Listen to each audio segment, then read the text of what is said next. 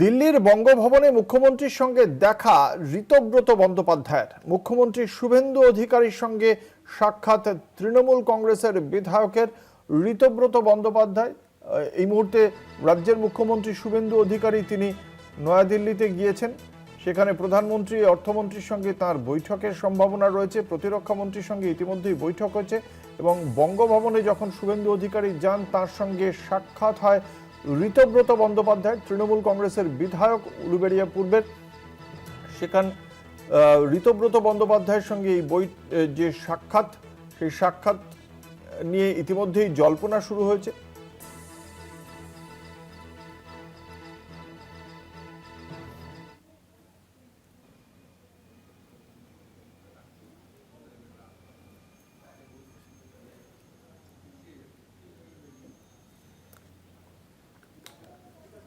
এই মুহূর্তে আমাদের সঙ্গে রয়েছেন তৃণমূল কংগ্রেসের বিধায়ক ঋতব্রত বন্দ্যোপাধ্যায়।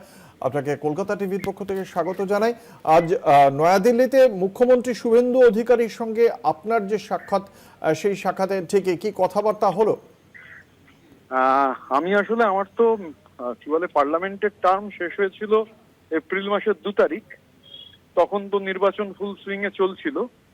তারপরে আমার যে অ্যাকোমোডেশন আর কি, বা যে আমি তো তারপরেও আসতে পারিনি। 1 মাসের জন্য পার্লামেন্ট এক্সটেন্ড করে অ্যাকোমোডেশন। তারপর 1 মাস এই ভাড়া, আগামী 31 তারিখ আমার যেটা কমার্শিয়াল রেন্ট, সেই ভাড়া আমি সেই জন্য আমার বাড়িটা ছাড়বার জন্য এসেছি। এবং আজকে আমি আমার অন্যান্য যে কাজ, আমার পাসপোর্ট জমা দেওয়া, আমার আইডেন্টিটি কার্ড এক্সএমপির হিসেবে এই কাজগুলো ছিল। তো আমি দুপুরবেলা বঙ্গভবনে খেতে গেছিলাম।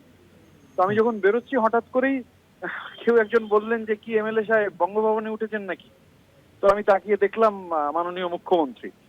তো তারপর উনি তখন আমি বললাম যে না, বঙ্গভবনে উঠিনি, আমার বাড়িটা ছাড়তে হবে, সেই জন্য এসেছি। আর পার্লামেন্টের যে ফর্মালিটি গুলো রয়েছে, পাসপোর্ট, ডিপ্লোম্যাটিক পাসপোর্ট জমা দিয়ে দেওয়া, এক্সএমপির আইডেন্টিটি কার্ড তোলা, সেগুলোর জন্য এসেছি।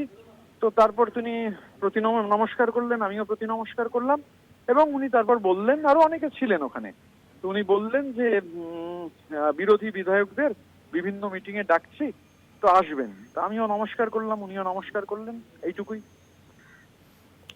বেশ, অসংখ্য ধন্যবাদ। আমরা কথা বলছিলাম তৃণমূল কংগ্রেসের বিধায়ক ঋতব্রত বন্দ্যোপাধ্যায়ের সঙ্গে। তার সঙ্গে বঙ্গভবনে মুখোমুখি সাক্ষাৎ হয় মুখ্যমন্ত্রী শুভেন্দু অধিকারীর এবং সেখানেই তার সঙ্গে সৌজন্যে রেখে কথা বলেছেন মুখ্যমন্ত্রী। এবং বিরোধী জনপ্রতিনিধিদের প্রশাসনিক বৈঠকেও ডাকা হচ্ছে বলে জানিয়েছেন এবং সেখানে আসার আমন্ত্রণও জানিয়েছেন ঋতব্রত বন্দ্যোপাধ্যায়কে মুখ্যমন্ত্রী শুভেন্দু অধিকারী।